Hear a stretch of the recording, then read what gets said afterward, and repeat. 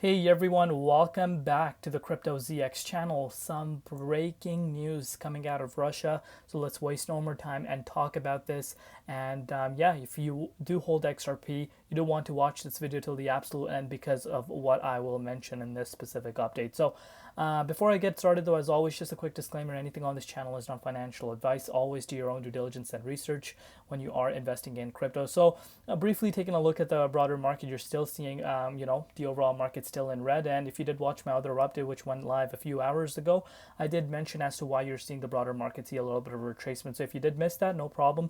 What we did end up seeing today was Bitcoin did see a little bit of a retracement within its price, but most importantly, Bitcoin dominance skyrocketed towards its yearly highs. And if you know the correlation between the two, you can understand that this move that we're seeing for the broader altcoin market is not a big shock. But just a quick reminder, the broader market is still quite green if you're looking at the bigger picture. But now let's get a little bit more into detail and see what is happening. That I will kind of share some details on the price itself. But let's talk about this because this really got me thinking right now. So Russia to start using crypto for international transactions next week.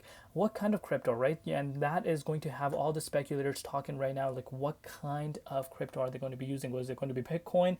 Is it going to be Ethereum? Or is it going to be none other than a stable coin? And if you've been, watching the news recently, there's one specific news that stands out, which is the BRICS using, stable coin. They're launching a stable coin, which they're going to be using as, their payment method. And of course, that's going to be, linked with, the Chinese yuan. Sorry, I completely lost track of what I was saying.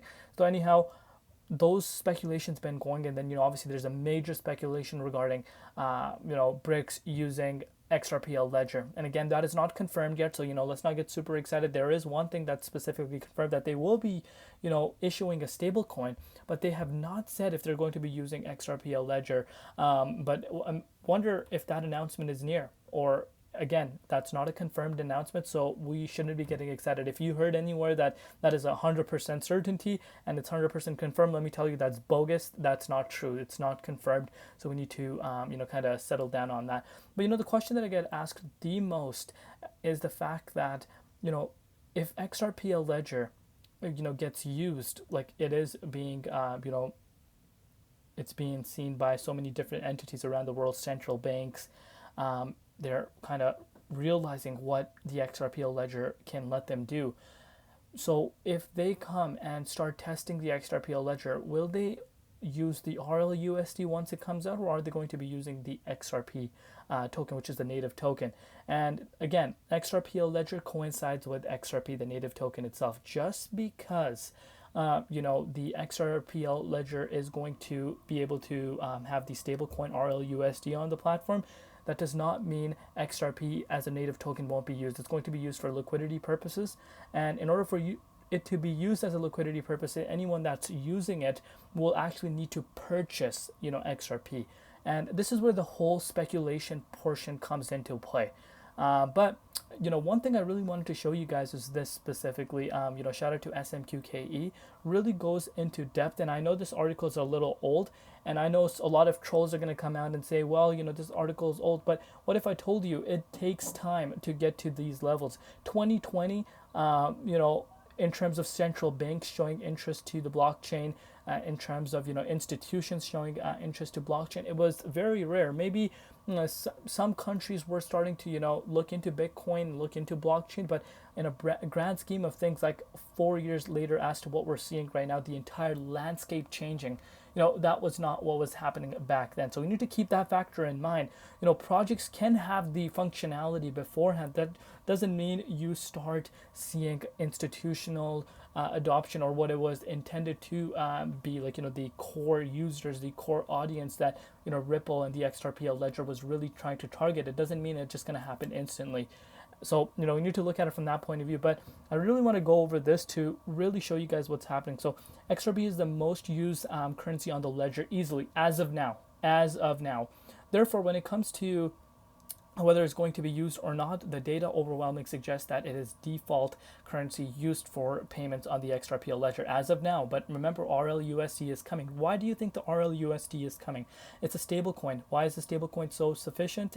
Because of course, if you're sending transfers, it doesn't fluctuate. XRP fluctuates in price. It's very, very volatile. But I do believe RLUSD could actually, drop the volatility on XRP as a native token. But you can see this for yourself. I really want to go into detail on this. So it says, as one might expect, XRP is by far the most used currency on the ledger in terms of payments volume. 125 billion XRP for 7 months, or 586 million XRP per day.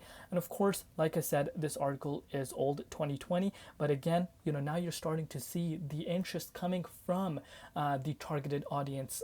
But let me know your personal thoughts down below regarding this as to what you personally think. But you're starting to look at the bigger picture now and see the potential. Again, obviously time is going to tell. The risk factor is definitely there. If you think that you're investing in XRP, you've done your due diligence, you've done your research, that does not mean that XRP has no risk. Every single asset has a risk factor to it, because if it didn't, everyone would be doing it and it would just would be the perfect world. But that's just not how things work. So if you have not done your due diligence and research, you need to stop, look into it, do your research, do your due diligence, and if you think you like it, then invest what you can afford to lose. But no one is responsible of you investing anything that's on your own take. But anyhow, let me know your personal thoughts down below regarding this. Of course, the Kraken and SEC announcement came out, how that lawsuit is going to continue to go. And I did mention that overall investment confidence already was a little bit on the lower end due to the settlement not being done, because of course a lot of people speculating that SEC is going to come out and say that no, we don't want to settle on this. They're going to come and just keep going with this lawsuit as long as possible, right? So again, that is causing some of the investors to still be on the sidelines, believe it or not. And it's easiest told by an influencer, because I'm an influencer. I see the data that you guys might not see on the back end. And yes, in terms of retail interest, it's nowhere to be seen as of now. It's more people that actually have been in the market for the last few years that are paying attention, or the long-term holders pretty much since the beginning of XRP. Because of course people are still on the edge whether or not SEC is going to come out and appeal. Anyhow, looking at Bitcoin dominance right now, you're looking at Bitcoin dominance actually starting to go a little bit down. Earlier today, when I made the update, dominance was sitting at 57.7%, but since then, it has seen a little bit of a retracement. Bitcoin, on the other hand, is actually sitting below $62,000 right now, which is, of course, not something that you want to see. As you guys know, we want to see the price of Bitcoin sitting above $64,000. And of course, right now in the immediate term, I have turned bearish, because you guys know the significance of that 64 level. For me specifically, everyone has their own targets. Everyone has their own ways of analyzing the charts. For me specifically, $64,000 is that level that I take a look at. But obviously, we're sitting below it, and it's really, really important for the price of Bitcoin to be above $64,000. As of now, that's not the case. So I am in the short term bearish until, of course, we get back above that. Speaking about XRP, let's take a look at the overall momentum, whether or not we have lost the support. So despite Bitcoin seeing a little bit of a retracement, XRP is still managing to hold above this key support line. Not a lot of people understand the significance of this, but you need to start realizing, that XRP still has that momentum on its side, believe it or not.